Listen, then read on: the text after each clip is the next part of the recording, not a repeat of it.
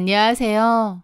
저는 화장품 및 미용기기 개발 회사에서 일하는 30대 중반의 여자입니다.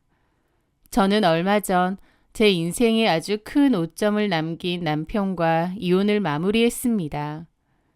결혼을 위해 제 인생의 가장 중요한 기회까지 포기했었는데 그 선택의 대가가 이토록 끔찍하고 더러운 배신일 줄은 정말 꿈에도 상상하지 못했습니다. 그 남자와 처음 만났던 건 제가 지긋지긋한 사랑니를 빼기 위해 한 치과를 찾아가면서부터 시작됩니다. 사랑니는 정말 잘하는 곳에 가서 뽑아야 위험하지 않고 고생도 안 한다는 주변 동료들의 조언에 인터넷 후기를 뒤져가며 실력도 좋고 평판도 괜찮은 치과를 찾아갔습니다.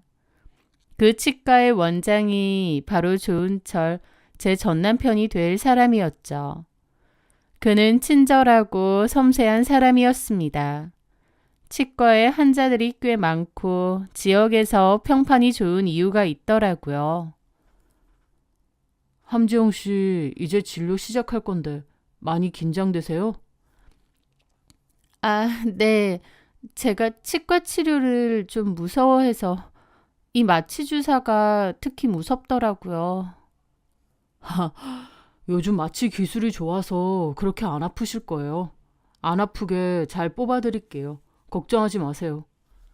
겁먹은 저를 안심시켜주며 농담도 건네고 막상 발치에 들어가니 언제 그랬냐는 듯 엄청난 집중력으로 치료를 하더라고요. 그 프로페셔널한 모습에 저도 모르게 신뢰가 갔고 간 김에 치과 정기 검진도 하면서 어금니 크라운 치료까지 그 병원에서 하기로 했죠. 그렇게 병원에 치료차 꼬박꼬박 다니던 어느 날이었습니다. 병원 전화도 아니고 개인 번호로 원장님께 문자 한 통이 온 거예요. 함지영 씨, 어제 신경치료한 곳은 괜찮으신가요? 많이 아파하시길래 걱정이 돼서 연락드렸습니다. 조은철 원장. 그 연락을 받고 좀 의아하더라고요. 병원이 환자에게 이렇게까지 개인적으로 연락을 하나 싶어서요. 조금 의아하기도 했지만 환자가 적은 병원도 아닌데 세심한 애프터 서비스라고 생각해서 고맙게 생각했습니다. 그렇게 마지막 치료까지 다 끝냈고 더 이상은 그 치과를 갈 일이 없었어요. 그런데 그 원장에게서 또다시 연락이 왔습니다. 이번에는 안부를 묻는 것이 아니라 저에게 호감이 있다는 고백으로요. 지영 씨, 이런 말씀 드리는 게 직업적으로 괜찮을지 모르겠지만 혹시 괜찮으시다면 환자와 의사가 아니라 개인적으로 한번 만나뵐 수 있을까요? 라고요. 이런 경험은 처음이라 놀랍기도 하고 당황스러웠지만 솔직히 싫지는 않았습니다. 젊고 젠틀하고 괜찮아 보이는 사람이었으니까요. 그렇게 저도 그 원장님과 따로 연락을 하게 되었고 치과 밖에서 개인적인 만남을 이어가게 되었습니다. 병원 일로 그는 늘 바빴지만 틈틈이 시간을 내어 저를 만나러 왔고 데이트도 즐겼습니다. 그의 다정함과 지적인 모습에 저는 점점 깊이 빠져들었던 것 같아요. 그렇게 만나오다가 8개월 정도의 연애 끝에 저희는 자연스럽게 결혼을 약속했습니다. 사실 저는 결혼을 준비하게 되면서 제가 준비하고 있었던 일을 놓치기도 했는데요. 원래는 미국 지사에서 근무를 하고 싶어서 발령 근무 신청을 해놨었거든요. 해외 생활을 전부터 하고 싶기도 하고 애초에 이 회사에 지원했던 것도 나중에 미국 지사로 근무지를 옮기고 싶어서였습니다. 커리어적으로도 또 개인적으로도 꼭 해외에서 근무를 하고 싶었거든요. 그맘때 해외 지사로 갈 수 있는 기회가 생겼는데 결혼을 준비 중이었기에 그 기회는 포기하고 한국에 계속 남아 일을 하기로 했습니다. 남친에게도 그 얘기를 했었어요. 사실 전부터 계속 떠나고 싶어서 고민이 없었던 건 아니지만 남친을 많이 사랑했기에 그냥 여기 남아서 결혼 생활을 하는 것이 더 나을 것 같다고 했죠. 제 말에 남친은 몹시 고마워하더라고요. 네가 많이 바랬던 곳일 텐데 미안하고 고마워. 자기가 뭘 미안하고 고마워. 다 내가 선택한 건데. 그래도 대신 네가 나를 위해서 포기한 것들 내가 결혼해서 평생 사랑으로 다 채워줄게. 남친의 말에 저는 조금은 아쉬웠던 마음까지도 다 사라지더라고요. 그래, 일도 중요하지만 사랑하는 사람과 함께하는 결혼 생활도 얼마나 중요한가 하면서요. 그리고 남친이 저에게 했던 그 사랑에 관한 말을 굳게 믿었습니다. 사귀는 동안에도 남친은 다정다감하고 저에게도 정말 잘하고 믿음직스러운 사람이었어요. 그리고 무엇보다 우리는 더할 나위 없이 행복했고 서로 많이 아낀다고 생각했습니다. 그것이 나중에 저의 철저한 착각이었다는 것을 깨닫게 되었지만요. 어쨌든 저희는 결혼에 골인을 하게 되었습니다. 연애할 때 행복했던 만큼 결혼하면 더더욱 행복한 꽃길만 있을 줄 알았어요. 하지만 결혼 생활은 제 생각과는 좀 다른 면이 많았습니다. 연애와 달리 함께 생활하는 시간이 길어지면서 보니 제가 알던 다정한 남편의 모습 뒤에 조금씩 이상한 점들이 그림자처럼 드러나기 시작했거든요. 같이 살면서 남편을 가만 지켜보니 남편은 좀 심할 정도로 핸드폰을 손에서 놓지 않았습니다. 병원에서 일할 때는 당연히 핸드폰을 자주 보기 어려울 테고 저랑 연애할 때만 해도 그렇게 핸드폰을 자주 보지는 않았던 것 같은데 막상 같이 살면서 한 집에서 생활을 공유해 보니 남편은 핸드폰을 잠시도 손에서 떨어뜨려 놓지 않더군요. 뭘 그렇게 하느냐고 핸드폰을 쥐고 있느냐고요? 유튜브를 보거나 게임을 하는 거면 저 사람이 핸드폰 중독인가 할 텐데 그런 것도 아니었습니다. 남편은 누군가와 메시지를 주고받느라 내내 핸드폰을 쥐고 있는 거였어요.